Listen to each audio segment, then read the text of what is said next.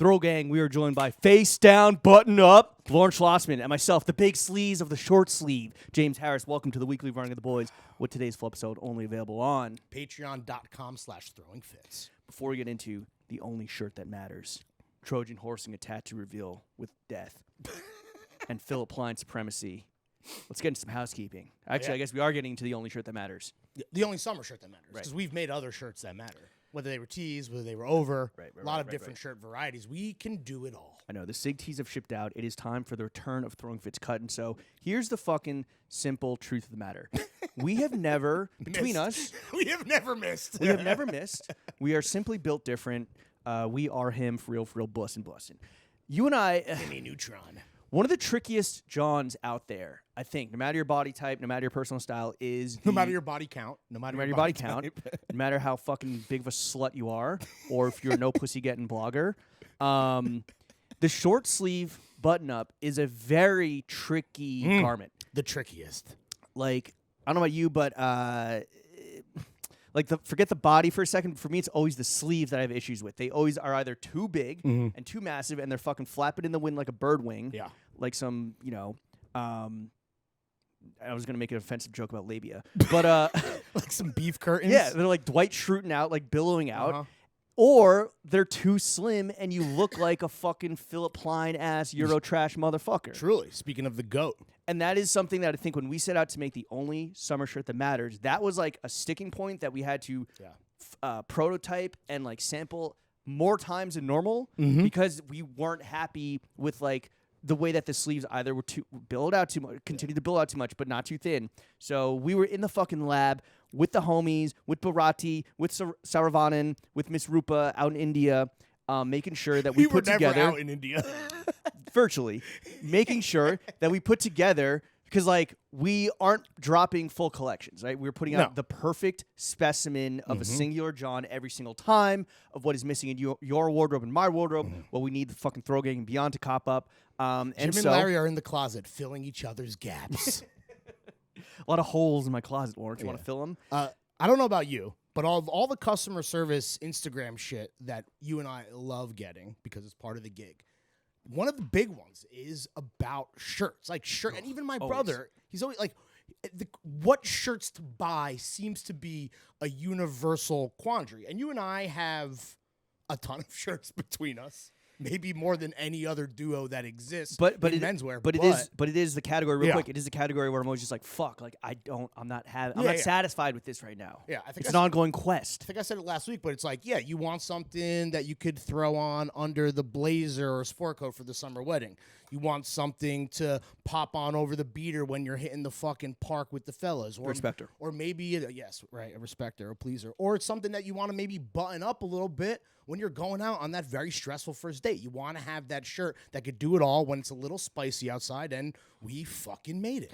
Yeah, I mean, short of, the perfect vintage hand-me-down from Pop Dukes, like, this is the shirt that is going to fit you in a way that I think you're going to like the way you look. We guarantee it. And unlike the trademark the overshirt and then some of even, like, the merch we've done, like, this is not based on a reference. Obviously, there's, like, great vintage stuff, and like you said, everyone might have that, like, one grail, that one gem.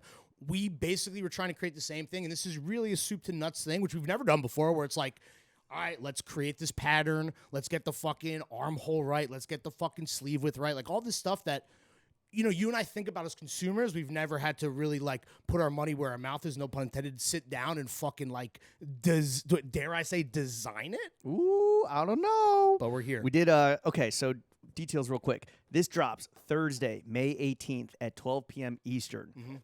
We backed it up a bit for the West Coast fellas. It is still a limited run, so cop now or forever hold this L. The price is $170 with typical markups. This should cost, from production to wholesale to retail, this should cost $350, maybe even a little more. Yeah, we put it $350. That's what it would be if you saw it at a retailer, but we're going fucking direct to the homies. You know so it. $170. DTH, direct to homie. DTH. Yeah, again, like there's you want to talk about, so that we got the custom developed fabric like we talked about. Yeah. Custom dyed colors. It's 100% cotton. It's easy breezy, beautiful summer boys. We got the box pleat on the back. That locker loop too. This nice back locker loop. You want to show them the details? Yeah. We got a fucking locker loop here, you know. Shout out fucking all the Ivy fucking kings of the past. We're keeping your legacy alive. It's this is a true to size, little boxy, again, easy breezy. Jim is in a medium, Larry's in an L. You got the slight rounded hem at the bottom. It's curved. It's nothing too crazy. Nope. But you can wear it tucked, wear it untucked. And yeah, again, we got the sleeves exactly right. They're big enough. They're big enough to be like fucking breezy and you're fucking booling, but they're not flaring no on flare. some fucking 70s shit or looking like Dwight Schrute. Is there anything else? Oh, not a camp collar, right? No. Look, we respect all collars, okay? All collars matter. All collars matter. That being said, I think there's a dearth, if that's the way you pronounce it, of non-camp summer shirts. And you and I, like, the world doesn't need more camp collar shirts. Like, absolutely fucking not. Yeah, the world. That's honestly that is the truest statement you have ever said. I know, and yet we didn't want you like don't wear this like with an air tie. Like fuck all air ties, right? Air ties. If you're gonna button it up all the way, like actually wear a tie. Like this please? is the most. And never wear a bow tie. How ever. I'm wearing it is the most you want to button it, right? And like tough. this is like this is a bit. It's not summer. Let me talk about a very important detail that like this is some super nerd shit that. You know, is important to us and maybe the audience wouldn't think about, but you and I like really considered it. It is a 5-button front shirt. So right now you're going 4 out of 5. Yep. I'm doing 2 out of 5. You can tuck it in. You can rock it either way where it's a little more buttoned up, no pun intended, or obviously, you know, cut loose a little bit like your boy Larry. But the versatility of the 5-button front for this seasonal type of shirting for me is like crazy crucial, and I feel like not enough brands consider that element. Absolutely. The only person that shouldn't buy this shirt are people that are trying to hide their forearm tattoos from their parents, which thankfully you're not one of them anymore. No. We'll get into. There's slight texture on the creamy yarn. Yeah. We went back and forth a lot on the blue on blue, which I think kind of like no pun intended, like blew their minds. We're like, wait, you want to do blue on blue? You want to swap the blues? So you know, we put a lot of detail into this. This didn't take as long as the overshirt. No, because we nailed the process down. Yeah. And we proved that we like kind of knew what we were doing. Versus the other time, it's like they're going in blind with 2 bozos, 2 loudmouths. You know, this you never time know. Half blind. There's a version of this that the blue was like too electric.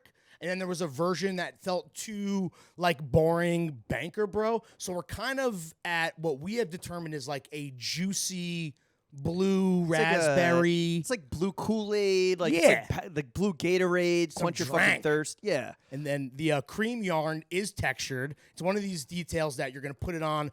You're gonna love that tactile fabric feel. Nips on cream right now. I was going to say, maybe if you get lucky and somebody else is removing this shirt off of your torso, they will also notice this very intricate, beautiful detail, but it is a white shirt. My nips creamed out. It is, here's what you need to know. It is a 100% cotton shirt. It is made in India. The blue is very juicy. We got some, the stripes themselves have some intricacy in the designs. It's kind of like a super micro pin on one of the stripes. The other one is like a pinstripe.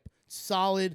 The cream. It's a solid, but then with blue dots on top of it to give it even more like crazy up close texture. Yeah, the big brain shit. The raised cream are like 3 very finely knitted stripes themselves. So again, this is one that I feel like the overshirt did this, and is probably the highest compliment that anyone could pay us to professional shirt designers. This shit. When people get it and they hit us up and they're like, holy crap, dude, you guys like delivered in person. Like, I know. Maybe they're, we love everyone supporting us for a variety of different reasons, but I'm all for people wanting to support us because like they know they're going to get good fucking product that is worth every fucking cent. Right. And this, I think, this I know accomplishes that, just like how we did with the overshirt. I'm just glad we got 2 medium samples because I'm gonna run this shit into the ground. Yeah, there's gonna be measurements on the site on drop day. Yes. Even though again this is a boxy, relaxed fit with that easy breezy 5-button front, we recommend going true to size. Sorry, go ahead. Yeah. I think this is. I'm in an M. You're in an L. Yeah, I don't know if there's with the overshirt because of like the length, because we basically created something that could be like worn over a hoodie that could really help you out when it's fucking chilly and brisk. Like there was some question for tweeners. I think this one is straight up by your size, but again, measurements will be on the site on drop day, which is this Thursday, May 18th at 12 p.m. noon EST for $175. It is limited.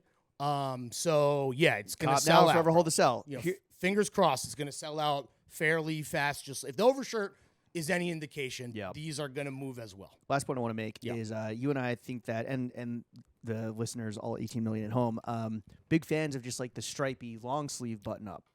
Oh yeah, right. We're like, but you don't really see a version of that done in a short sleeve. That like. Few brands, yes, you're definitely fucking. There's a few options out there, but like this is something where you and I identified this last summer. It's like, yo, there is not a forget the fit, forget the sleeves, like the trend of like the stripy vertical stripe, interesting kind of like banker stripe, but not right. That wasn't really there wasn't enough options out there to our liking, and so that's what we identified as like where we need to go and provide, because it is like this is the fucking move, and you're gonna see this ripped off by many brands, fucking.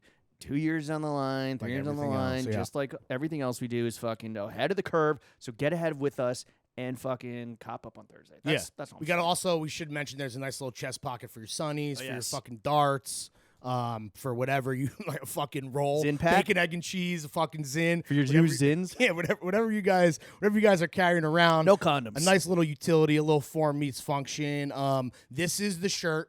And we're going to talk like summer uniform. We didn't get to it last week, and we're going to go through some categories and do a little seasonal breakdown if we can get there. But the final thing that I'll make is, foundationally speaking, this is the exact shirt that you and I wanted to be wearing, so we made it. Summer uniform. Like, I don't have a winter uniform, fall uniform. Like, summer uniform is like, because I run really hot, it's like, this is it for me. Which, yeah, I'm fucking getting ahead of myself once again. It's okay. Why don't we just get into a fit check, drink check? Yeah, so what else did you wear with your fucking beautiful new button up All right, on the feet, I'm wearing brand new fucking the Big Unk 2s from Hear You, the Spanish brand. I still don't know how to pronounce it because they're if they send you free shit. Oh, sorry, you were. If they send me free shit, which they won't, and that's fine because it's so good that I'm going to buy it on my own. I will inquire I will ask them to send me a voice note so I can get the pronunciation correct. Send a fucking... Until that point, until they send me free shit, I'm butchering the fuck out of the name. By design. Yeah, I was going to say. Hear You. Include, you know how like some brands, which I always appreciate, it's like include the card with... I always say that. Include the Please the tell me the at, because, again, flow don't stop. These faucets are on fucking permanently. Also, maybe include a syllabic breakdown. Yeah. How the fuck you're supposed to pronounce some of this shit. Include a little tape recorder that just has you speaking on tape like Jason Bourne style. Yeah, of how to pronounce the brand. Record your own podcast. Send it through with the jawnz. So got the big woven Hear You sandals, which I'm very stoked on. I'm going full Unk this summer. I mean, it's going to be this. Even this is kind of like Unk adjacent, right?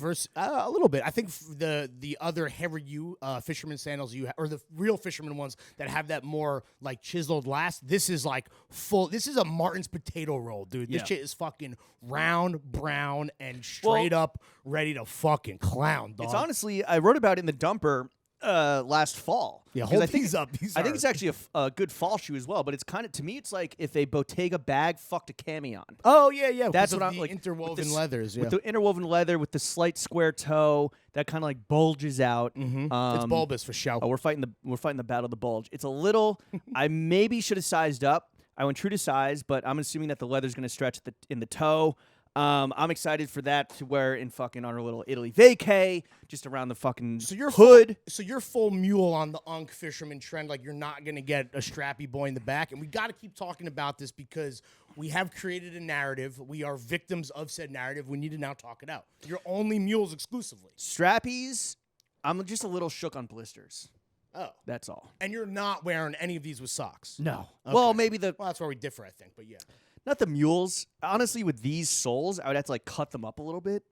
Isn't that Steve Harvey style? Isn't that a hashtag menswear thing? Yeah, but that's one of those things where it's like it's not like creating your own tread on a leather soled shoe with a fucking steak knife a la Steve Harvey on TikTok. But you can also just kind of like gingerly wear them out, and they're gonna get like torn up on your average city street. No. But I'm talking about on the footbed. Not on the sole. Oh. Not on the bottom of the sole.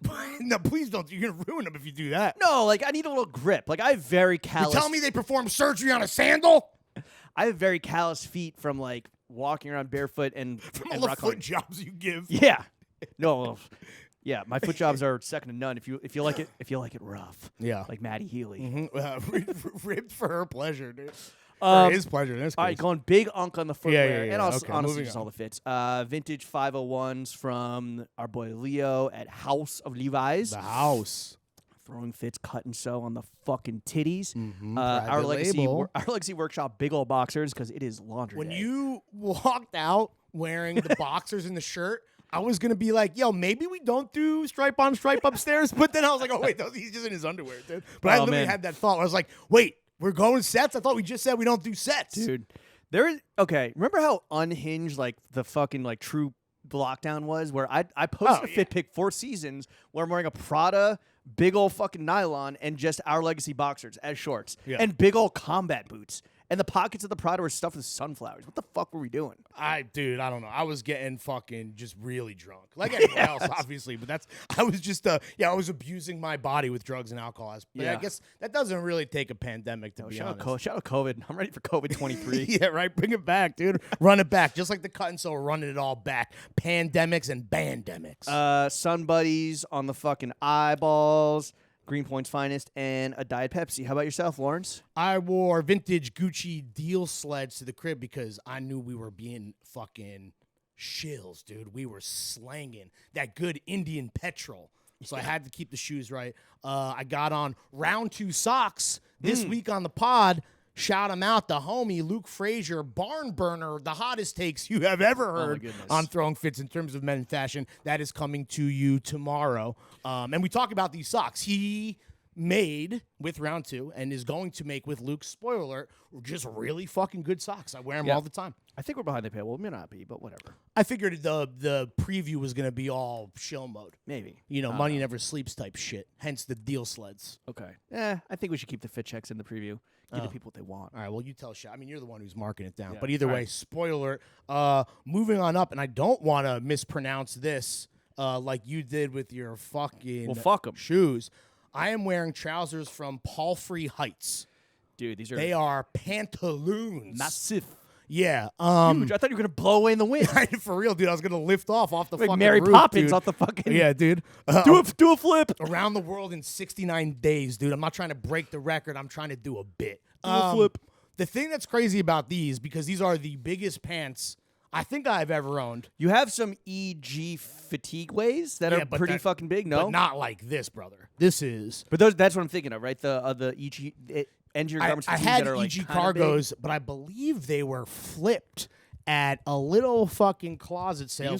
Beams Plus. Didn't you have big, gigantic Beams Plus? Oh, I do have those. Those are cropped. These make J. Crew gigantic chinos look like a fucking micro penis. Like they were made for fucking Stuart Little. Little baby cock. They were like fucking mouse pants. The crazy thing that I would say, though, that I want to get to is that I've always loved the Needles HD fatigues or whatever they're called. Those I just know. Huge. Dude, the fact that those are bigger than these, I don't know how. And I'm sure there's people that are going to see me wearing them, and maybe I shouldn't have worn them with the shirt we're trying to sell, that are going to be like, yo, Larry has lost his mind. He's looking like a New York Knickerbocker in these. But the Needles HD pants are even more robust. Yeah, you hike those up, you'll look like the Legend of Bagger Vance. I think that these are right on the precipice of these are big. They're not fashion big. They're not like guy doing big pants big, but they're fucking big, bro. You look like a New York 1920s New York City steel worker. Yeah. You know what I mean, like, it's a little like, yo, I'm about to have my fucking sack lunch and suck down a dart on a 2x4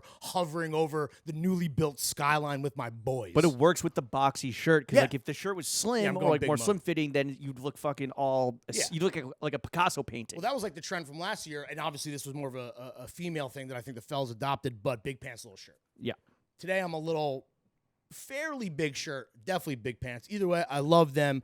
Thank you guys for the free fucking pants. And I hope I pronounced your brand name correctly. I am wearing a Palace CK1 pleaser. On top of that, I got my very own size large Throwing Fits cut and sew. We got metalwood on the dome. The New York City writer's favorite hat, right? So it's crazy that the literati, and when I say that, I mean Willie Stallion, Drew Millard. Yeah, the literati signed up for our dripperati. That's it. Yeah. They are golfers, unlike me, who's a straight poser. Is Willie a golfer? I believe he said he golfs and skates. Oh, okay. Well, which are both like good old man cardio. Well, I guess golf, it doesn't really provide any type of exercise. Well, golf is what old white guys think is a sport. Like Sure. they think that's like exercise, and maybe like walking around for a few hours is like absolutely. sport to these fucking old farts. Yeah. But okay, so Willie I was surprised, and shout out Willie who did give my flowers to me, where he's like, I think Lawrence. you said that you own this hat. Yeah, meaning like I think I was. Meaning you wear it every day. Yeah, no, and that's fair. I mean, I don't think that was a diss. I was happy that he fucking threw me that bone, and in my opinion, that's cosign. He is I made the joke. He's gentrifying the drip. He really That's is. what it is. He is He really fucking- gentrifying the drip. Fucking gentrifier. Just like what did he say in the pod? He invented Ridgewood, Queens. He invented living in Ridgewood, Queens. Right. Okay. No one lived in Ridgewood, Queens until he did. I'm happy that he didn't also then take credit for inventing wearing metalwood when obviously that was me. Yes. Rolling Shout up- out Cole at Metalwood for actually making the thing And I think itself. Drew wears it because he definitely wears it because he golfs. He released some type of golf book, or it's some golf. Golfing saved my life or something. Boom. I don't know. Shout out Drew. Is that really what it's called? I think it's something like that. All right.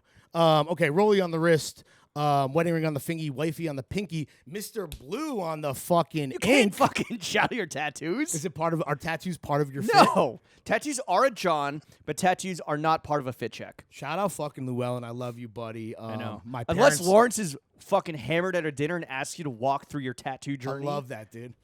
Just if you're a fellow illustrated man, I want to know the whole story. Fellow Inkman. Yeah. Anyway, Oh, this tattoo has so much meaning, man. I was fucking drunk in Vegas and got a fucking sad face Jesus. Like, okay.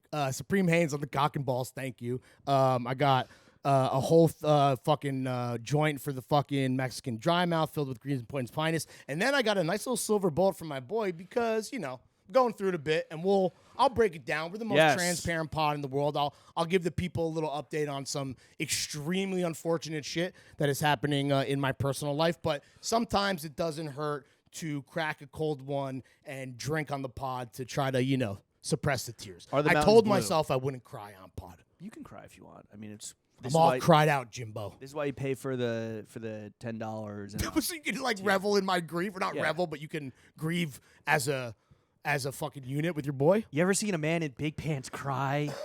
Excuse me, yeah. It might just happen today. All right. Preview over, chef. Okay, let's get into the very sad stuff. This is horrible, terrible. We are leveraging it for content. No, we're not. What's going on in your life, Lawrence? I had a really bad week. Unfortunately, Jenna and I, through a series of ailments and stuff that was going on with Pepper is dying. And she's only 8.5, and it's really fucking sad.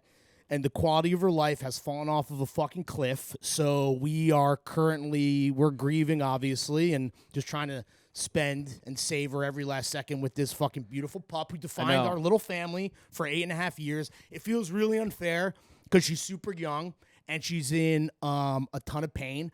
But what we thought might have been like an orthopedic issue with her leg turned out to actually be a spinal tumor, and she has bone cancer, and she is not long for this earth. So heaven is gaining another angel, and we're just trying to work through it the best we can. Absolutely. Top 5 goated dog. Damn. Not even Mount Rushmore, only top Okay, 5. top 3 goated dog next to my childhood dog, unranked, and to the listener, your Yes, dog at of course, home. of course. I think That's top 3. Just focus on the fact that she gave you so many years of happiness. She had a great fucking life. she really did. She belonged to a dual income millennial household with 0 children. Yeah. That her ancestors fucking hunted fucking bugs, right? And she's out here whatever they were doing. She's out here eating fucking steak tartare. Her ancestors in the Ukrainian puppy mill where she was fucking farmed and then popped off Craigslist. No, Jenna made a funny point where she was like, listen, at the end of the day, not just from our own fucking, cell phones. She's like, the amount of professional modeling pics that we have from this dog, because she was like, and I will never boil her down to an accessory.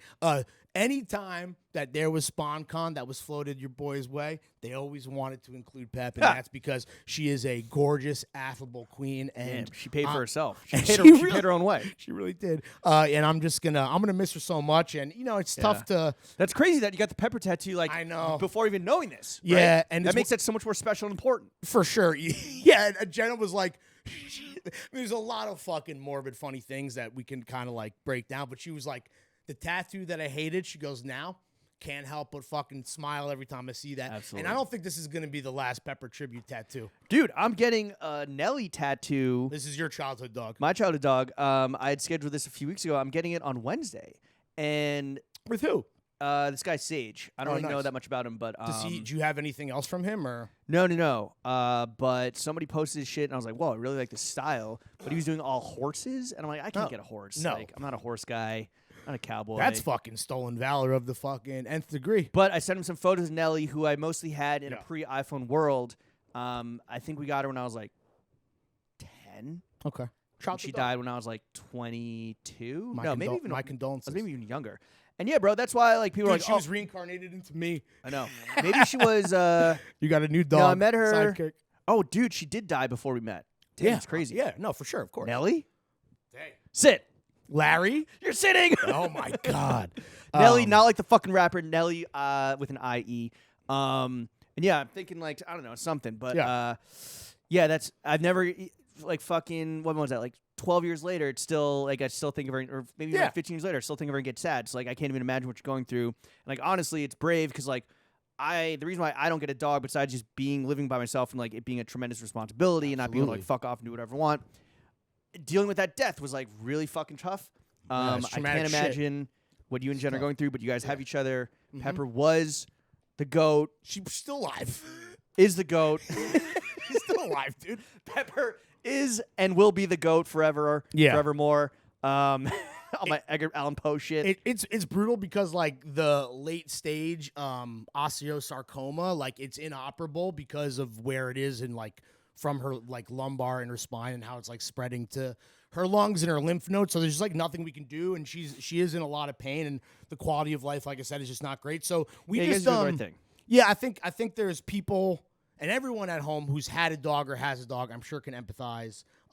You just want to do like the most selfless thing and do what is right for the animal. So we have a plan. I'm not gonna like get into that super morbid details on the podcast, but yeah, we're shell shocked. It's been tough. We're all cried out. I've basically been experiencing every stage of grief that you fucking read about.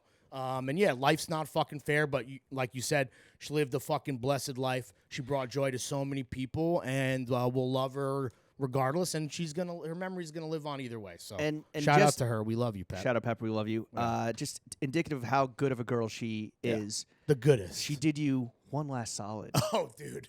Where you were able to. Obviously, this is like this is the arc that is you're in your You're in this arc that's dominating the narrative in your life and those around you. And you were able to kind of like, I'm not saying you used it. No. But the timing use it or lose it. The timing is nice and you saw an opportunity and you fucking took it. The throwing fits difference is Trojan horsing, bad news that you need to break to your fucking parents via grief. And we spent a whole basically weekend in Jersey for all intents and purposes. My cousin, my dad's best friend's daughter, was getting married. Oh, by the way, dude, speaking of fucking weddings, the groom is an Irish guy. Dropkick Murphy's shipping up to Boston at the wedding. Did you go crazy? And I don't know. I missed it because I was outside bumming a dart, reconnecting with the homie Frank, who I hadn't seen since I was like 7 years old, and I get a video from my brother who listens to the pod. Shout out Doug, and he was like, "Bro, you're missing them. These motherfuckers are getting sturdy." Yeah. So I wait. You didn't hear the ba-bum? You didn't hear like that from outside? Ba-bum. I was outside sucking down an American Spirit, so I already know that was a fucking half an hour. I lost my leg. Yeah, so but it's hilarious to think that. I mean, when you told me that story, I was dying laughing, and I don't go to a lot of Irish weddings, but maybe that's just what they all do. Well, I don't know. It was that. There was a fucking Game 7 Celtics over the Sixers. Like, true. The Irish had a big fucking weekend. They really did. But anyway, think about how many moments you must like. You missed that because you're outside smoking. Think of all the fuking. If you're gonna have a kid one day, you probably will. When your kid gets delivered, you'd be outside fucking smoking. We ain't having no kids. I promise you that. No, yeah. I mean, bro, don't take Pepper out for every fucking smoke break. No, from here. And Jenna is letting me stress smoke my face off because she's the fucking best, and we're supporting each other. Pepper's doing you all these solids. Yeah. For real. But yeah. Anyway. wearing a suit at the wedding, didn't have to really get into the tats with the folks. But for Mother's Day, we brought Pepper to the crib so that my parents and my brother and his boyfriend and my aunt and my uncle and my grandma could say goodbye to her. I just rolled up in Your this sleeve? No, actually, no, I'm wrong. I had on a long sleeve shirt originally. Sorry. I was trying to get all the everything straight here. I was walking out the door, and and this guy with the long sleeve, I figured it wouldn't be an issue. Sure. Even with them. And you weren't going to reveal. You weren't going to do a reveal. Like I said last week, I didn't know. I was like, this is going to go. And that was obviously before I knew that fucking my dog was dying. Right. It was going to be a Mother's Day or a Father's Day or who knows. But this was while the pool is open. It hadn't been fully cleaned, so nobody was swimming. So I thought, whatever. Long sleeve shirt, let's see what happens. Yeah. So I threw a You do identify as a 36-year-old man who's scared of his mommy. And daddy, let's not forget. So I threw on a Band-Aid to cover this guy up. Okay. Which is a move that Jenna, for the longest time, did with a lot of her, hand tattoos. Her 27 hand tattoos was like, Well, they weren't all acquired at the same time. So it's always, they've just been like, damn, bitch, you get a lot of paper cuts. What the fuck? Like, I read a lot, motherfucker, on an ebook. And then turning pages on the Kindle really chop you up, dude. She made the point where she was like, listen. What was your, just so you had the story straight, what were they going to say? Like, oh, what happened? So then I was what like, were you going to say? I was, oh, man, huge podcasting she was like, accident. say you burned yourself cooking. I'm like, they know I don't cook. Podcasting accident. I was trying to plug in the mic and I fucking clipped my arm. I haven't fucking cooked since the pandemic, speaking of COVID. And then she was like, you know what? At the end of the day, she's like, it's going to come out eventually. Do you want your parents to think that you lied to them or tried to hide something? And then, of course, we laughed about the whole scenario where Pepper was going to give me that final coverage. So we went in, not guns blazing. Mom, Dad, Pepper's dying. And I got a tattoo. Yeah. I was waiting for them to notice because it was like, I'm like, hey, what, and no one said anything until we were sitting down. Wait, this is the little one. Yeah. You're trying to show the little one. It was covered by the sleeve. Okay. Yeah, it was going to be see this first and then we'll go show you the other one. You want to go small then big. Yeah. Okay. Mainly based on the real estate of where they are in the arm. Because this one, again, you can't hide that. All right. Yeah. You could wear a second watch. It was almost, fuck, I'm going Fidel Castro mode, dude. It was almost sad how little they gave a fuck. Because of the pepper? I think, and then, what were their exact words? My mom goes, wait, what is that? And I was like, oh, I was waiting for you to mention it. I was in Los Angeles with James for work, and I got 2 tattoos, one for Pepper and then a tulip for JB. And my mom goes, okay. And my dad was a little more SMHing, not head and hands or what I really, and I said this on the pod, I really expected. SMFH or SMH? He doesn't curse. He's a narc. So SMH. Yeah. Maybe shaking my head. Darn head. So that he shaking my dick head. But then his reaction, which blows my mind, he just looks at me and just completely fucking deadpan goes, so you think you're gonna get more inked up? I'm like, what the? I'm like, what are you? Why? What? How have you ever put these words together in your head? Like, what is going on? Maybe he's watching that VH1 show. I don't know. And then so we all laughed at that. I was like, oh my god, dude, what is going on? And then I said, yeah, I think I'm gonna get more. And then he was like, hey, please. He goes, nothing on the neck. I'm like, what did you? I'm like, I'm not gonna get any tattoos on my. I'm not getting inked up on my neck, bro. Dude, you got Pepper here. That'd be kind of hard. And like a script. Like you're fucking, like you're a Dominican guy or something? Like, that'd be hard. But yeah, with all the other stuff going on, we moved off it pretty quick. With like her, you know what? With her like nose print? Oh, dude. Her nose print on your neck? Like fucking, like a kiss. Yeah. Who had that? Kendall Martin? What was his name? Kmart, yeah. Was that his, Kendall? Yeah, Kendall Martin. I think so. Anyway, sports.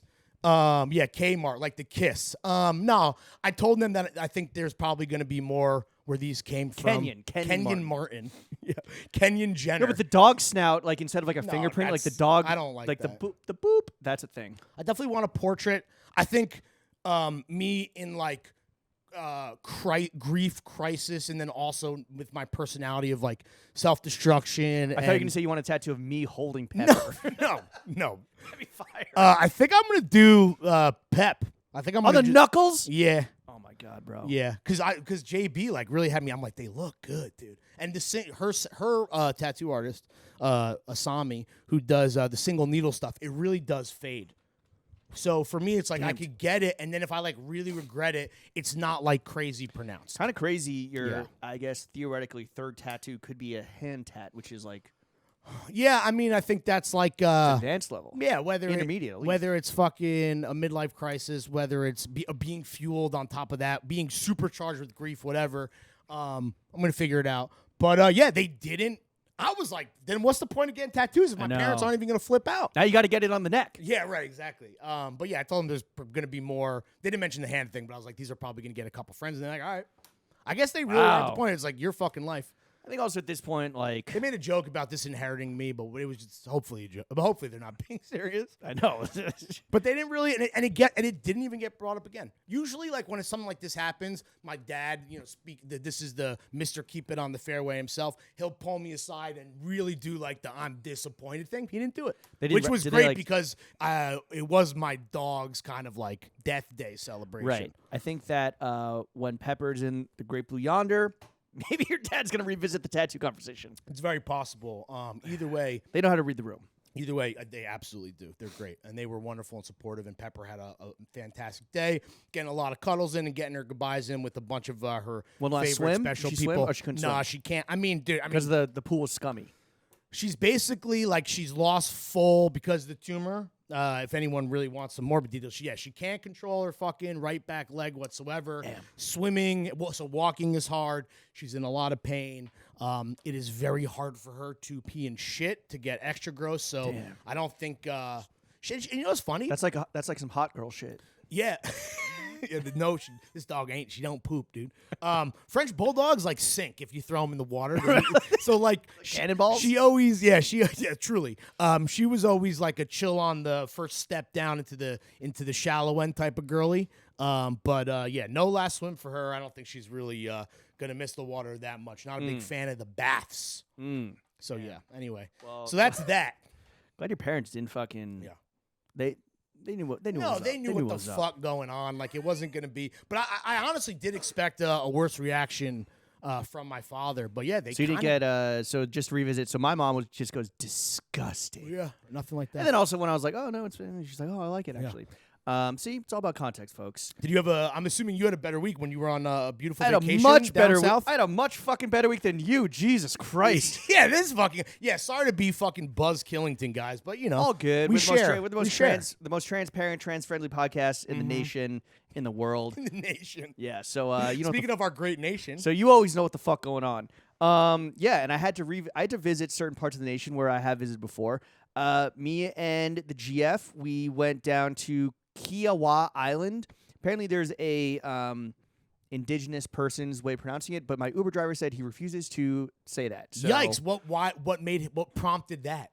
Well, he's like, where are you going? So it's like a 40-minute drive outside of Charleston. And he's like, apparently it's there's an Indian way of saying it, but I don't want to say I'll just say it the way I meant to say it. I grew up saying it. Was the Uber a fucking F-150? No, it's like a Toyota Corolla, and this guy was like 400 pounds. Also, he when the Washington football team changed their name from the Redskins to the Commanders, right? Well, it went the Commanders? Redskins, Washington football team. We're trying that out for a little placeholder, and now Commanders, yeah. Yeah, he goes, yeah, stop rooting for them. I was like, what? Like when they got less racist. I was like, are you pro-Indian? I burned my jersey. Are you pro-Indian? Are you like? I couldn't understand what was going on. The racism was all over the place. Indigenous person. The racism was all over the place. Can I ask you just a quick question? Yeah. Was this trip planned? Was this a 1-year anniversary trip on top of like all the other festivities you guys did? Like just last week? Yeah, we didn't really do. Yes, this was kind of like also just like we wanted to go to Charleston last October, but there's a fucking hurricane. That's right. The trip was canceled. That's a bummer. And I was just Googling like best East Coast oceanside resorts. Did you hit ChatGPT for this? No. Okay. Maybe you should have. I don't know, man. Fuck ChatGPT. Okay. I need that Riz GPT. But they were like, this is the best place. And also it was like voted like the best tennis resort in the country last year. It's like, oh, like maybe I'll play a little tennis in the mornings, sit by the pool, sit by the ocean. I mean, it was very nice. It was this huge, enormous building on a private island, which I don't know how that's possible. But what I didn't really realize is that it was a golf resort. And you and I are new. Did you not look at pictures? We did, but I was like, all right, cool. Like, this is a massive building. There's like a steakhouse and like a seafood restaurant and like we'll just get off the property and go to like other restaurants in the area. Mm-hmm. I assume Ubers are there. I assume there's a fucking like hotel can organize transportation. Sure. We're not going to play golf. People will be playing golf, and that's fine. It's like, all right, relaxing by the pool, ocean, eating food, enjoying the warm weather, whatever. It was very fancy, fucking 5-star. Name it, or did you purposely not? It's called the Sanctuary at Kiowa Island, and that's what's confusing. Is that Kiowa Island is the island, but it's also just like Kiowa is like the resort, and like the Kiowa Wi-Fi like cover the whole island. Like it was. Again, cool. I sound like a fucking noob, but you walk in there, it's like Disneyland. Like you don't have to you put your wallet away. Anywhere you go on the island, you just use like your room card to like pay for dinner, pay for drinks, to whatever. Charge it to the game. Yeah, but it was fucking weird, dude. It was all whites. Yeah, dude. All. Why were you shocked? It was just a very boomer situation where like it should have been very fire. Like on paper, it was super fire. I had a great time. We had a great time. But it's like you're on the ocean. There's a pool. There's like good, fancy fucking restaurants. There's like an ice cream shop. There's a coffee shop. Like the room is really nice. But the boomerness of it was fucking just like everything was just like off. Real quick. So you, speaking of Trojan horses, you didn't really know that you were going to a resort. I mean, when I think resort, I think of like more of like a party. It's not all inclusive, but yeah, I think of like. Or whatever. Maybe an all-inclusive, like kind of like a big Cancun thing. Okay. Right? Where it's like, yeah, like everything you need is on the property. Because boomers love a resort because they can't move freely. I know. Because of father time. Yeah, and trash knees. And gigantic mounds of cholesterol in their veins. True. This was an all-inclusive resort catered, like the demo that there's... the whole thing is geared towards is like boomers and young families. And what made me kind of like, and also like people from the South, right? What made me kind of like realize this weirdly was like the cocktail menu. I broke sobriety, didn't get drunk or anything, but like it drank some like local South Carolina beers. The wine was trash. You were imbibing. Yeah, the wine was trash. Casually. What made me realize this was like every cocktail like sounded really good. It's like, oh, like frozen rum punch. Love that. Or like a boozy Arnold Palmer, aka John Daly. I'll take one of those. But it's like in the description of the cocktails, it's like, and again, I'll get to this. It's like sweet tea fireball, or like Paul Newman's lemonade. It's like advertising like the brands in like the cocktail that they're making, or like in a margarita they don't squeeze limes or anything, or they use like bottled lime juice and like pre-made margarita mix. Which I was like, one, this isn't white trash because this is like a very upscale establishment. Yeah. This is just like what the boomers want, right? And familiarity with their favorite brands. Exactly. And like the trust in like the capital TM, Paul Newman's fucking frozen lemonade, baby. Whatever, which is totally fine. But something that I have always not like been ashamed of, but I think is like a fucking demarcation of like who we are in terms of like our snobbishness is like, oh, like I want my fucking hand muddled, like, I want like house made bitters and like fresh squeezed lime juice, which is like fucking such a millennial hipster fucking Brooklyn, the Brooklynification of like food and drink. So in the dark corners and recesses of your mind, you like knew this about yourself, but this truly hammered home the fact that you're a hipster artisanal snob. Like the artisanal snobbery, I feel like is something that to be embarrassed of and something that you should be able to like put in check. Yeah. But then at the same time, I was like, well, you're paying for it. Yeah, but then at the same time, like I'm paying fucking $18 for this like Welch's or like Newman sweet tea fireball bullshit, like peach infused Sky vodka, and I'm like, yo, this shit sucks. Like this is not good. Yes, like the hipster snobification should be able to like you should be able to turn that switch on and off. Mm-hmm. But it's also just like fuck. Now I'm realizing, and this is called growth. This is what I like. Yeah. Like I want fresh lime juice instead of some fucking synthetic the squeezer. The squeezer squirt, shit. Squirt. The squirter. Instead of some squirt. Yeah. So, I don't know. It's really weird. Like for my squirt hand muddled. Like people that do the red pill, like Americana, like people our age and younger, they're just like, oh, like give me a fucking steak and a fucking whiskey. I'm just like, all right, that's cool, but also just like, bro, like, is that really what you want? Like, you really want to go back to fucking sweet tea Fireball? I see what you're saying. But And like peach infused Sky vodka. Well, the culture war is so much. Look what just happened with Bud Light. Everything is about. This is fucking society, bro. Brands, dude. Brands run. It's all just brands, dude.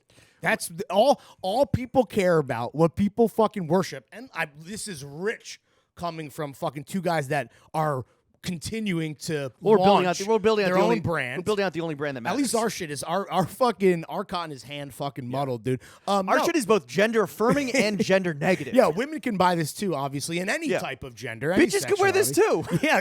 Yo, shout out all the fucking whores rocking TF on their slut shit. Dude, no, everything is about fucking brands. People will live and die all day in the discourse on the hills of their favorite brands that they think somehow even remotely care about them and have their best interests at heart. Which they don't. They just want to sell you stuff.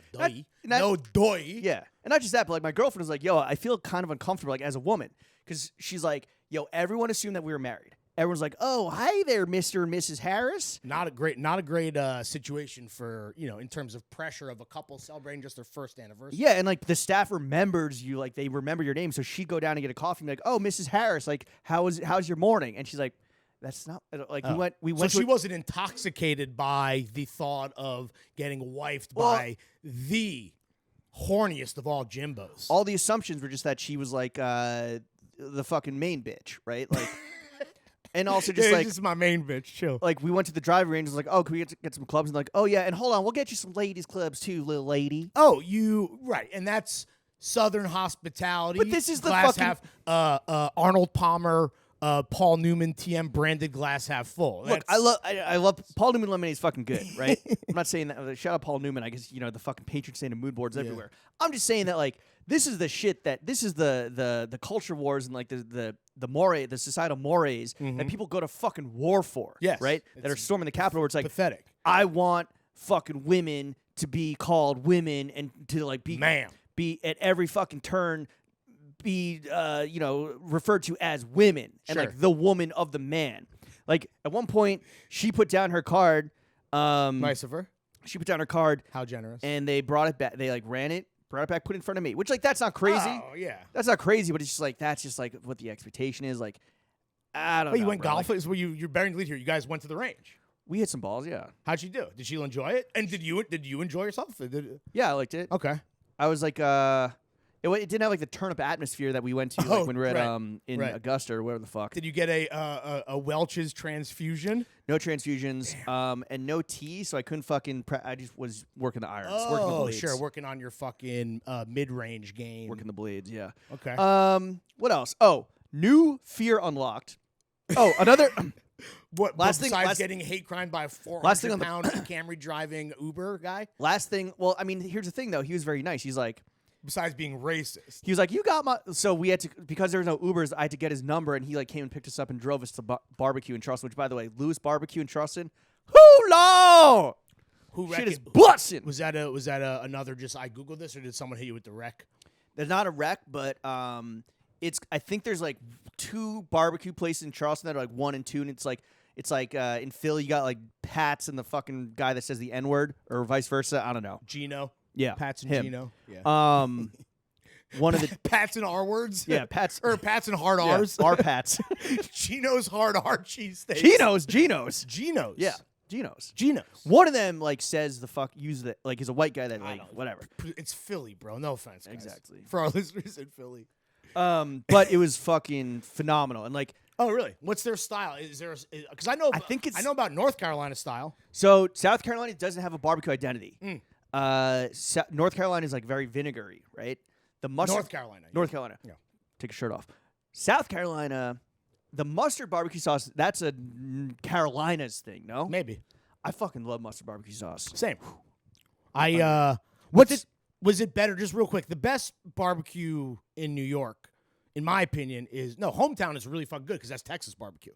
This was also Texas barbecue. Style. Brisket is their main. Yeah. And yeah, I think it's Texas. Also, by the way, Hometown is really fucking good. I would never be so bold as to poo-poo that as someone who's had real Carolina style when I lived there, when I getting barbecue, even though JB hates it, when I'm in Texas, I really like Hometown. But they're in Red Hook?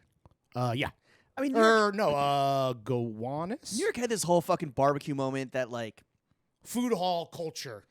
No, even before that, it was honestly it was at the same time as #menswear when men were fucking men, bro. Right. We talked when about we're just smoking meats with our. It's not gay to stay up all night with your boys and fucking touch some meats, bro. This was last week when I was killing every attempt at you trying to riff that out. That's what the period of time you're. This was barbecue, whiskey, Mad Men. It was hipsters, mixology, suits and boots and fucking hoots and coots and all that shit.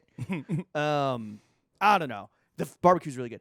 The last thing about the people there was that everyone assumed I couldn't speak English. Really? And I surmised is that you projecting a bit? No, dude.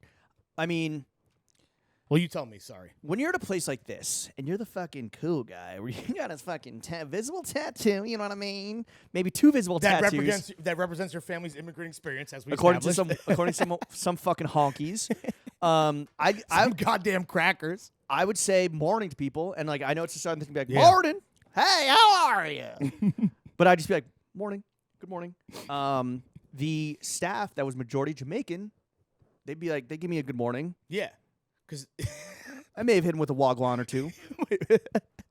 Yeah. Then when I call him Ritz the way he's a cracker with the cheese. When I pass these fucking crackers, yeah.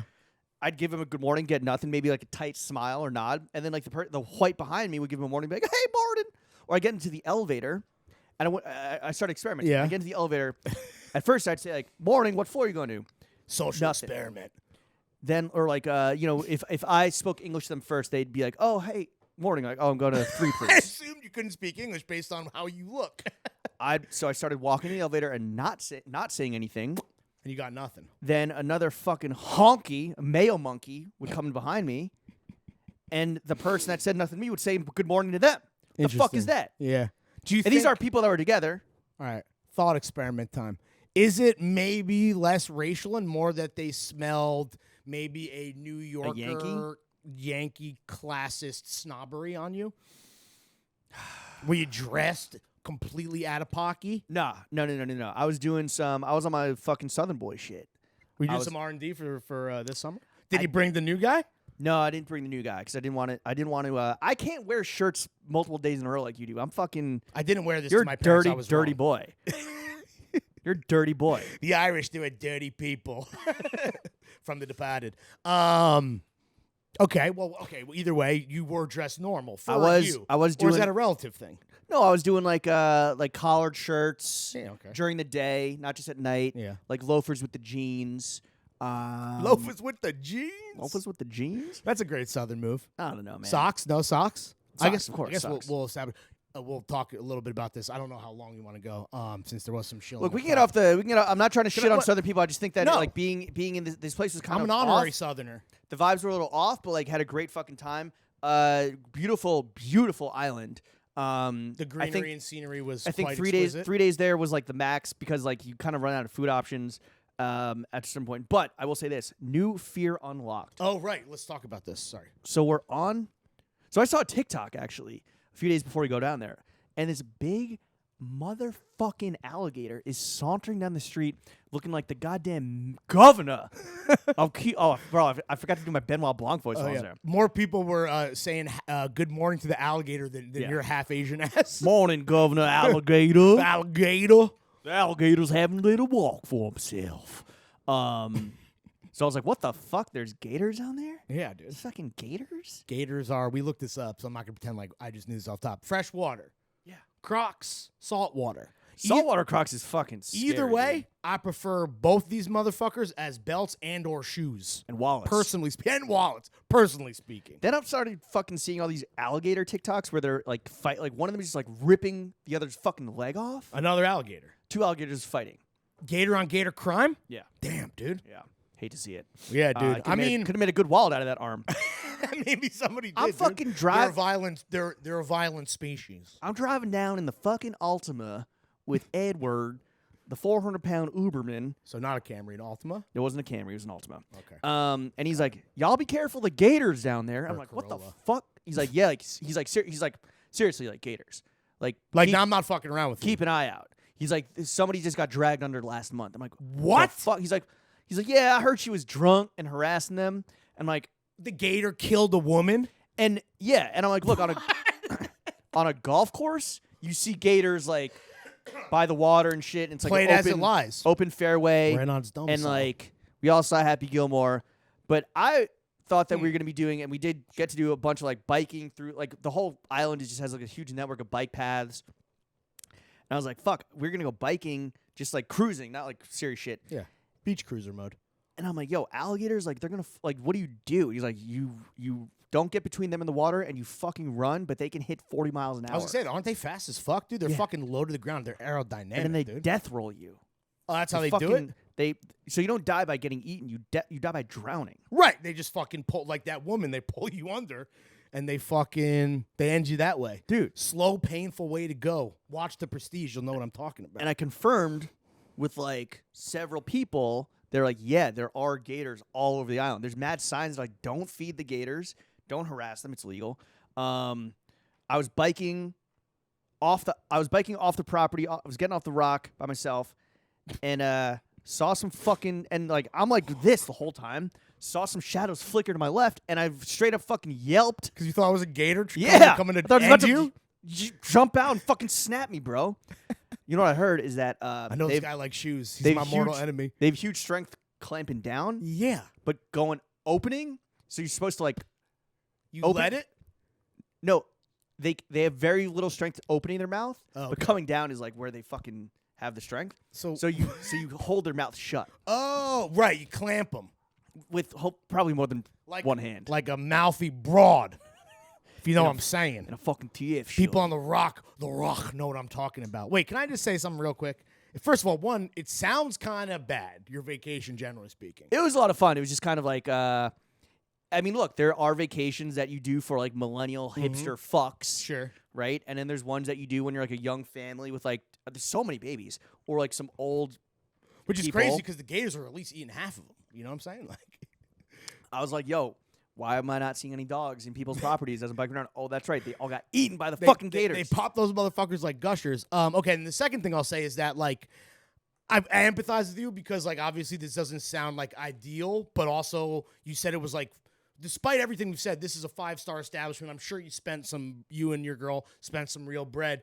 It feels like, and I'm not one to judge, and Jenna and I basically found ourselves, and I might have talked about this on the pod, when we went to Dubrovnik, we went to Croatia, we kind of had a similar situation where like, you don't know you're getting into a resort type vibe, and then you wake up and you're like, I'm in a resort, which is the worst kind of vacation, typically for like a young couple who's just like trying to explore, shop, eat, and like get off property. And then you feel locked in. And I feel like you guys like might have played yourself. I think we didn't realize the extent of the resortness, and also like, look, if the food was better, like there was like some good food, but it's like all the fucking same. It's like. Yeah. It's like crab cake on top of like some sad-looking veggies. Steak on top of some sad-looking veggies. Damn. Fucking, piece of fish, piece of locally caught fish, delicious on some sad fucking veggies. And like heavy fucking sides. So then besides the barbecue, like how often were you guys jetting into Charleston? Because that obviously is a great food town. Touchdown, went to a seafood spot. Pretty good. Had a fried oyster roll that had like 15 oysters on it. Ooh, that's a fucking extendo, dude. Yeah, that's supersize me. Got slumped off that. Took the fucking ultimate. Put the long John Silver's, dude. We couldn't really. I realized too late that the hotel does have like a loaner program with Volvo. Where you can, like cool. test drive the Volvos. I love a Volvo, dude. Mad safe. Yeah. Swedish. Swedish. But that was the last night, and so went to like a. So you didn't even get to really utilize it until went to like the nearby town. Hour. Where this was crazy. You give them your driver's license or credit card. They give you like a smart card, and they have like wine vending machines. Okay, that's just like cool. 48 wine set up, and you can get a taste, get a half glass, get a full glass, and you just insert the card and get whatever the fuck you want. So I was like tasting like $300 bottles of wine, just like getting a taste for like a few bucks. No, it's a great way to keep a motherfucker preoccupied while you steal their identity. True. That's so it's like a smart. So they're like it's a smart town kind of situation. What? No, I mean like it's like this is the Living Plus thing, like Kendall, like the just as one wine bar. But this technology is going to be implemented. It's going to be like it kept me alive for another day. Kept me out of the gator's mouth. for another day. How was $400 wine coming off your fake ass sobriety that you lied to the whole audience? I actually didn't drink the $400 wine because it was a fucking big bodied Napa. I stuck to the light fruity reds. Yeah, no one wants a fucking full bodied, robust joint, no matter. Also, cost. I was fucking scared because outside the hotel there was a South Carolina sheriff car parked out front. I was like, I don't want to get busted for sheriffs are drinking and driving in South Carolina. I'll fucking get lynched, bro. Those motherfuckers are. There are two lynching references on the 40-minute drive down to the island. Who's what? The guy made them? Yeah. He's like, you don't want to cut down a tree here. They'll fucking string your ass up. I'm like, what? Jesus Christ. And then he's like, yeah, when I was going around here, they're still burning across some people's yards. I'm like, my okay. Lord, dude. Okay. Anyway, that was my vacation. I really enjoyed it. You're in the belly of the damn beast. Yeah. I ain't talking gators eating dogs. I enjoy being like a fish out of water scenario up to a certain point. But yeah, I was very happy to be back in New York. Happy to be back potting with my fucking work husband. Thanks, buddy. And had a little TF moment where one night I did wear the Throwing Fits Black Stock & Weber loafers with some jeans. And I haven't worn them in a minute, but bro, those are fucking good. Should have been us, bro. We both should have matching Porsches. I know. Those loafers, and obviously it's the Black Stock & Weber. I think it's when they were still being before you'd switched over to Portugal production. No, ours are made in England. It was a different shoe. They're fucking good, and the colorway, the subtlety. Yeah. We were just ahead of the next summer is when loafers fucking went bananas. Before you transition, deftly as you always do. It's funny you bring that up because my brother, who always supports the fucking homies, the homies in this case being me and you, the only podcast that matters, he has a pair. So does my dad, who has never worn them, which is hilarious. But shout out to Bill for copying regardless. But my brother, Douglas, wore them to that wedding that I went to. And it actually was mad. Well, one, they look great. And it's awesome that was he in a suit? It was separates. Okay. But he looked fantastic. The loafers looked as good as you described them, and it was actually mad convenient because instead of and I'm at this wedding, and even though it's it's this really close family friend, I only really knew the bride, her dad, that guy's ex-wife, and then the people that I was there with, Jenna, myself, my brother, his boyfriend. We're not really actual family, so we don't know anyone, and having that conversation where it's what do I do? What is as we've established is the worst. But because my brother had the loafers on, he kind of was able to run interference. He didn't mean to do this, but someone I think specifically, I don't know how many times this happened, but at least one scenario, someone was like, yo, those loafers are great. Who makes them? And he's like, oh, actually my brother who is here, he made them with his buddy. And it's great. Now I don't even need to pretend to explain what a podcast is to any type of individual at this beautiful, wonderful ceremony playing Dropkick Murphys. Yeah, so anyway, you were going to transition. I was going to transition to the fact that, yes, I think that the loafers, God bless you if you fucking got yourself a pair. And, they have been kind of, I'm not going to lie, gathering a bit of dust in my fucking shoe closet. I think I'm going to fucking bust them out. Put them in a dust bag. This was a bit of fit R&D for, the summer with just, all the recent shirts I got. But, the cream 316 matching the cream on the loafers with the fucking semi-shredded vintage 501s between. They would look great with my fit today, even matching the fucking pants a little bit. Brother. Damn. And the hat. Fucking good. And the fucking literati fucking dome piece. Another thing that I think that, I'm not going to say that we're ahead of the curve on, but something that really, really blew up over the weekend, and it was fantastic to see, was a group closet sale where we did the Throwing Fits Bazaar last October, and it was fucking smash, home run, fucking Game 7 OT winner. Yeah. Know what I mean? 100%. But you're mixing a lot of sports metaphors, it would be extra innings. Grand Slam, extra innings, fucking Jason Tatum scoring 51. OT, Grand Slam, Tatum to the fucking bleachers. PKs fucking shut them out, man. Stop. It was a stoppage time. We were fucking bowling for all the marbles. We were fucking bowling out of cricket. Damn, 8-ball corner pocket Tatum for 3, baby. Rugby, fucking a placement. Yeah. Oh, he scored a fucking placement, man. The line for that shit, which obviously I saw memed into Bolivian, was, shit. We're talking about the Never Worns, Liana's Sail of the Century with starring first and foremost Chloe Sevigny. Yeah. Friend, Liana, not Chloe, friend of the show, your ex-girlfriend, all-time episode, a truly independent sister in entrepreneurial media now. Right? She left Vogue. She had Mickey Boardman and Lynn Yeager, both of the former, or I guess like newly deceased Paper Magazine. I believe some others. But the line for that was fucking nuts. And like the line for ours was also, I guess, like out of control. Which, our line again, was lining, but not like that. Was not our intention. No. But it truly, I saw one video that it wrapped fully around a city block. And obviously, like Chloe is this like.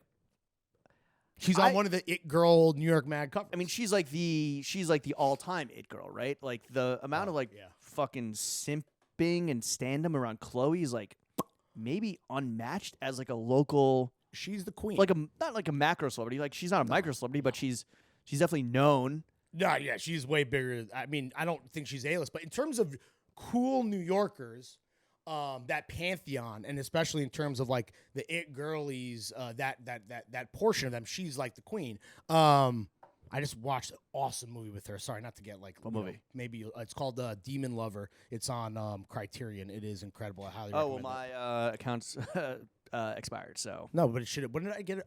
5 months. Oh, what was it for? Oh, Christmas. Yeah. So okay, that makes sense. It's a wrap. I could re-up on your birthday. Well, have you framed the fucking photo that I printed out of you? Fuck no, dude. Are you kidding me, bro? That shit was fucking. That shit was thrown into the ocean, dude. Off of whatever island you were on. This sale hit a nerve with the Chloe fans because I think like it became like the Chloe closet sale, right? It kind of like overshadowed the thing which like she was the headliner. You can't really control that. And it was nuts. My question for you is.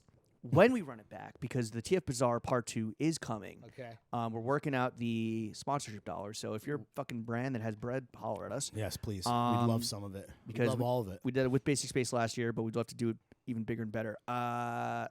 Who is like the Chloe Sevigny of like our guys that would is realistic enough to like do this? Yeah. And is like a man of the people enough to like actually open up their fucking jawn or use jawnz that they don't want anymore. And let's be clear, it's fucking shit they got for free that they never wanted in the first place. Well, if being a New Yorker is not a requisite qualification, I mean the obvious answer is Jonah, especially now that he's like so Zempicked out. I'm sure he's got a lot of that Marnie that no longer fits. It would be him. I mean, I don't know, like fucking I don't know, Shia LaBeouf.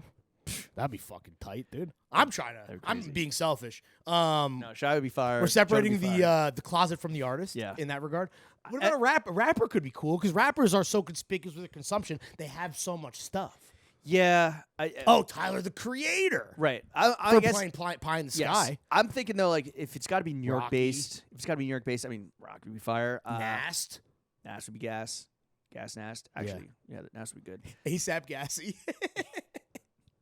ASAP Slappy. Pete Davidson.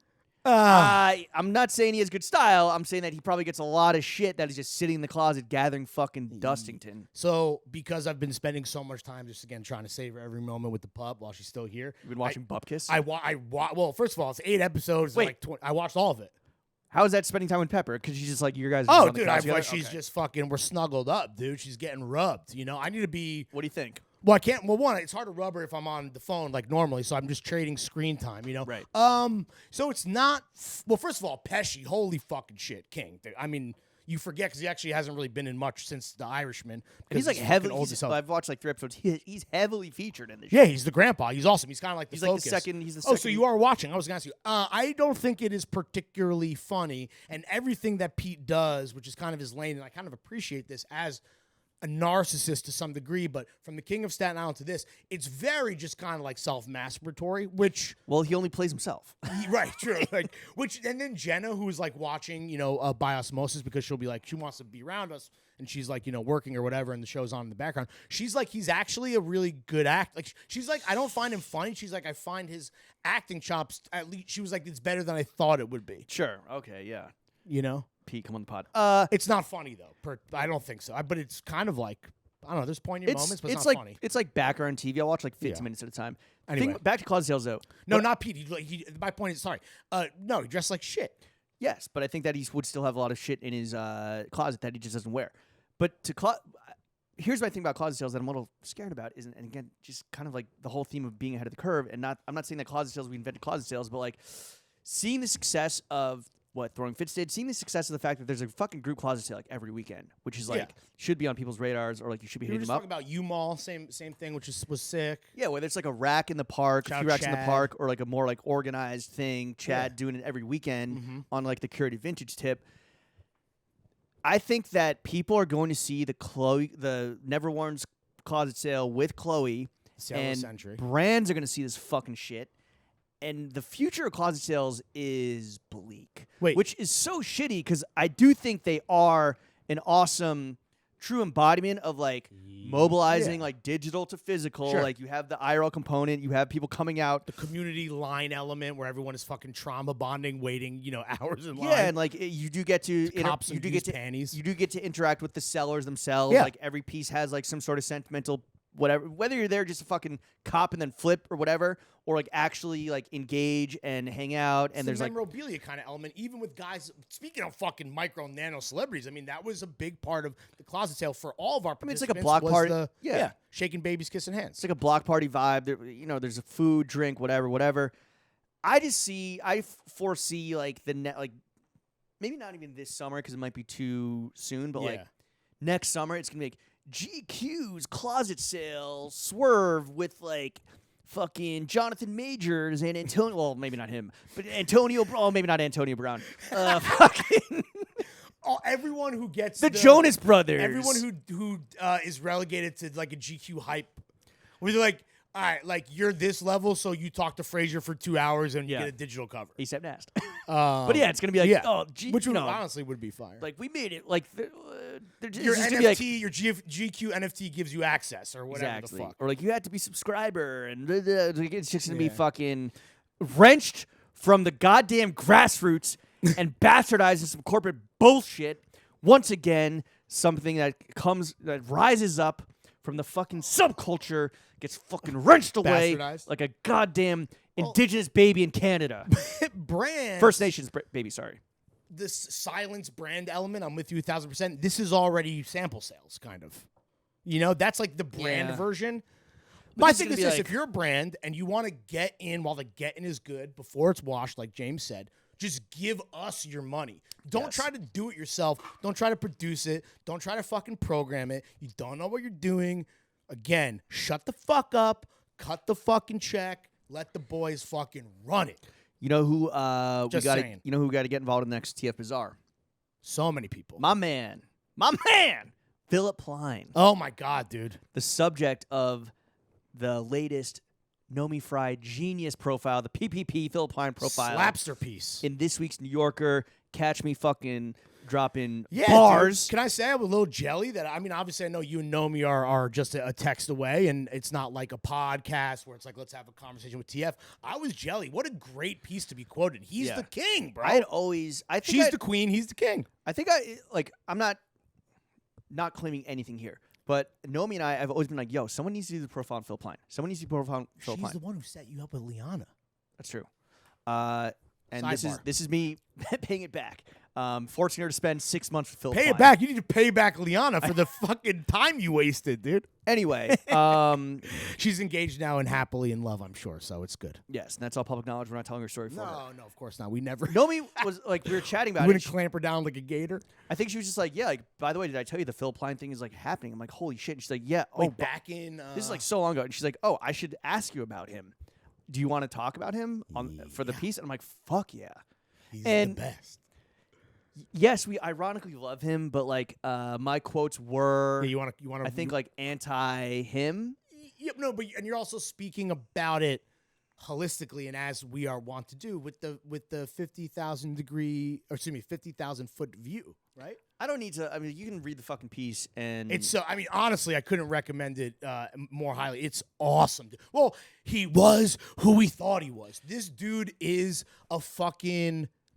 He is the Trump of fashion. He is a psycho. I definitely thought he came from way more money than he did. So props to him. But from dog beds to shitting the bed, making the worst clothes. From dog beds to Snoop Dogg. Yeah, there you go. He's a dream guest on Throwing Fits. That this story's kind of been told, but he'd be incredible. He's a quote machine. He's the only guy that says fuck more than you. I think. fuck the haters, I guess, is just like life ethos. And then like other stuff like like a T-shirt that's like "fuck me if you hate me." And No, fuck me. I want to fuck you like I hate you, or some shit. Like he told some factual. I want to fuck your minds. Like he rules, dude. But he's also just a German. Like I want to fuck your minds. Yeah, he's fuck me like you hate me. Fuck me like you hate me. Wait, you want to read your quotes? You want to like give the actual your actual temperature take on this thing, which is that he's like bad for. Naomi asked me what the Plein look is, and I said it's very. I was comparing it to kind of like the Lindsay Lohan, like Christian Audigier, whatever. Ed Hardy. The Plein look is very West Coast aughts, the fashion podcaster James Harris said. It's the rhinestones, the skulls, the gaudy T-shirts with huge logos. It's for people who want to make sure everybody can tell that they spent $1,000 on a bedazzled T-shirt. Bingo. My next quote, and I wish that this had a little more context, or I'd given a better quote. That's and what also, we're here for. When the fact checker called me, and he's like, hey, so you like this is your quote, and I'm like, yeah. Am I supposed to be like, hey, can I like change that or like add something? Like I don't understand what the fact checker does around quotes. I don't know, but I think yes, that's probably giving you the opportunity to amend your statement. So this is kind of But what do I know? I'm a fashion podcaster who doesn't get quoted in the New York Times or the New Yorker or your own profile. Yeah. Your profile. It's a community based around the fact that those that are in won't accept us. James Harris, the fashion podcaster, told me.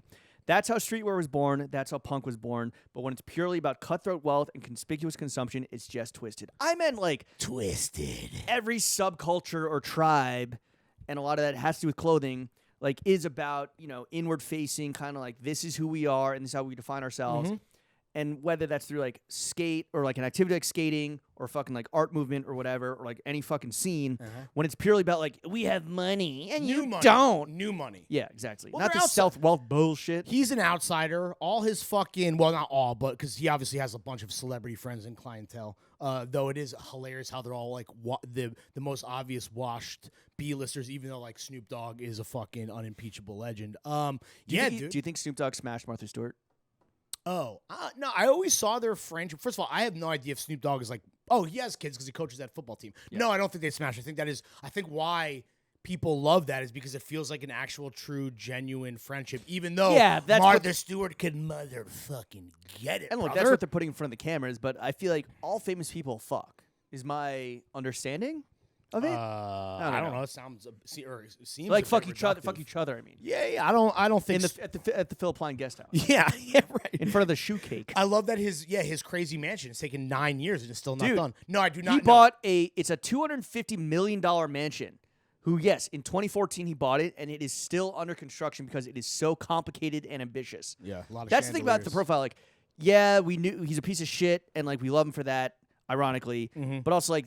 A lot of the factoids and trivia and the quotes from his inner circle are incredible. Yeah. I tweeted this like, yo, look up every fucking member of his inner circle on IG, and it is just a joy. Yeah, like we don't need to like Google like Tommy Lee to know that like obviously Tommy Lee is fucking with Plein and Plein is fucking with him right back. But these people that work for him and like the yes men and women or like his fixer guy, like just fucking honestly legends in their own right, dude. His global wholesale director, Fabian Girardi, asked Naomi when Naomi was describing Phillip Plein just like look, like skin tight, fucking shredded jeans, like big fucking bright sneakers. Rhinestones everywhere. Which hetero guy in the world wouldn't want to look like this? I can think of 2 of them. I can think of fucking, what are we at? 16 million. 18 million. 18 million. This shit is not cheap. The fact that like this whole article, not whole article, but a big portion of the article is about the expansion of the Plein Sport diffusion line. I'm like, yeah, that's right. Like he is operating at a level of luxury where like buying one of these and apparently like well-made like Swarovski fucking logo tees, like they're crazy expensive. $13,000 jacket. Yeah, I mean it's Balenci prices, and then I love more. Yeah, and I love that there's I didn't even know that he had the billionaire. Oh yeah, which is like the Ralph Lauren black label of Phillip Plein, where it's like real fucking next level, exotic. All those alligators are being used.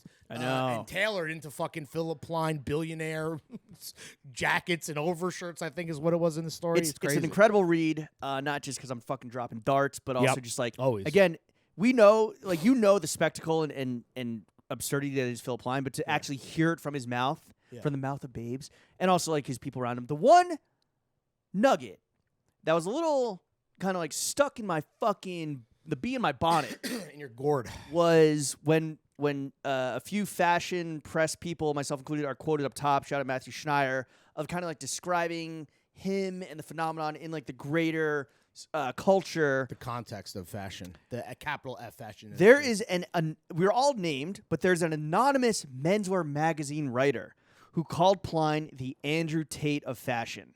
Okay. Who is this anonymous menswear magazine writer? And why would they want and why would they want to remain anonymous? Yeah, right? It's because Andrew Tate is probably throwing around money.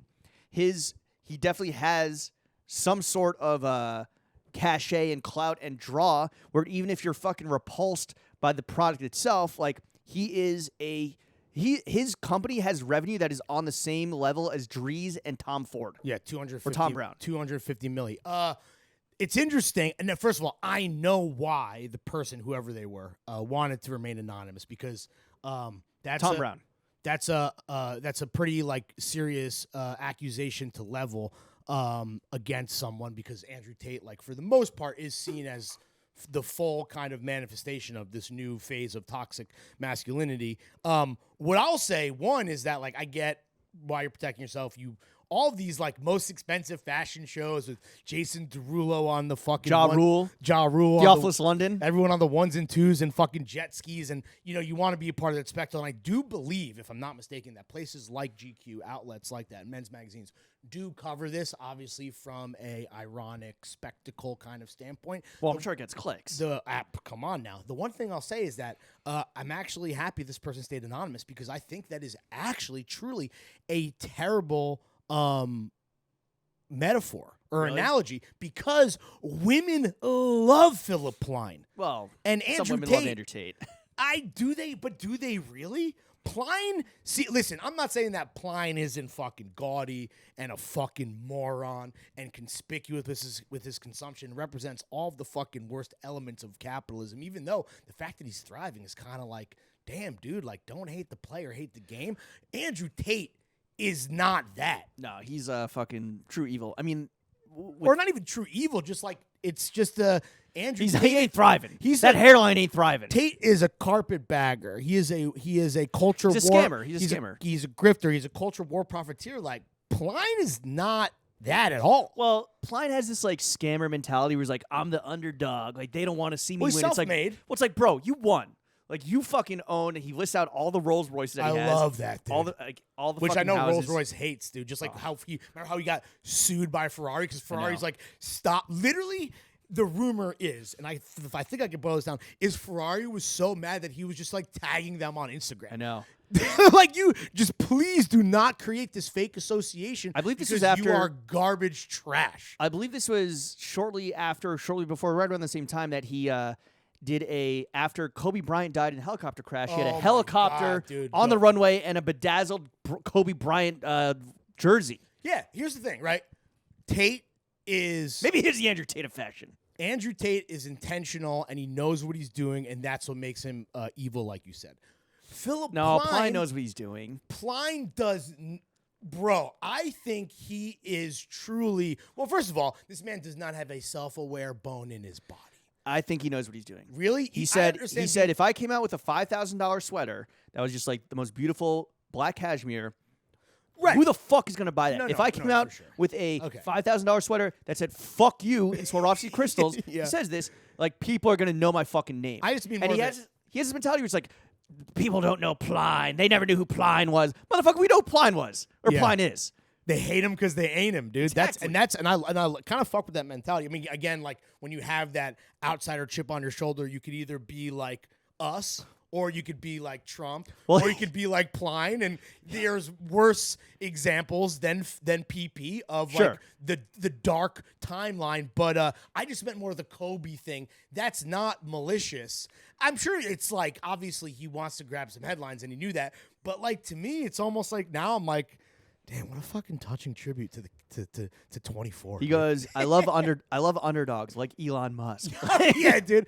Well, he's the kind of guy that the Elon Musk fucking blood victim. diamond mind thing. Yeah, it's fucking. He doesn't think he's the right out over the top of his head. You're the victim, and because you're the victim, you're always going against the powers that be. Although I will say, I did think he had a good point when he was talking about how the capital F fashion houses are hypocritical when they're talking about like they turn their nose up at new money, right? And when we say new money, we mean Russians and we mean Chinese in terms of the luxury market, 100%. right? And he's like, oh, these people, they think that he's like, I love new money because like we're like what people with new money, they spend that money. Yeah. And these fashion houses that are claiming like, oh, like like old money, blue blood. Like we don't. You hate that shit too. We don't care. Well, I hate that shit, and I think that he did a good job of calling them out because all these brands, these capital fashion houses, when Russia started fucking going crazy with the billionaires and the oligarchs and the fucking spending crazy money on like European luxury, they started making Russian clothes, like Russian with like the Russian aesthetic. When China started making crazy money and like started pouring that money into the luxury market, all these brands started making like they started selling the shit on Weibo. They started making stuff that reflected the Chinese aesthetic. They started hosting shows in China. Like he pointed it out, and he's not fucking wrong. No, he called them out. He just isn't ashamed to be like, yeah, like I'm fucking going after the Chinese dollars. Yeah, I'm going after the Russian dollars. What are you talking about? He's not ashamed to be a turbo tasteless motherfucker. And I said I would have cried the podcast, but my greatest regret is that Pepper will never have a Phillip Plein dog, man. Hey, man, it's not too late. It's not too late. You're right. I can't believe that he did start as like a furniture designer now. For dogs. For dogs. A furniture designer for dogs. Dude, he's the king. And now he's making it for bitches. All right. Let's save the whole fucking spring-summer wardrobe tristis let's punt it again for another week. All you need to know is this shirt fucking rocks. We worked on it very hard. It delivers. I'm like always, fucking buy it on Thursday if you want to get down with the boys. If you don't like it, that's fine. Don't buy it. Dude, the overshirt will forever be special because it's the inaugural cut and sew piece. The maiden voyage. I think that seeing it on people that are wearing it their way, the way that I wear it, the way that you wear it is like really cool. But it is like it does have utility, right? Oh, it is like a layer for like cooler weather.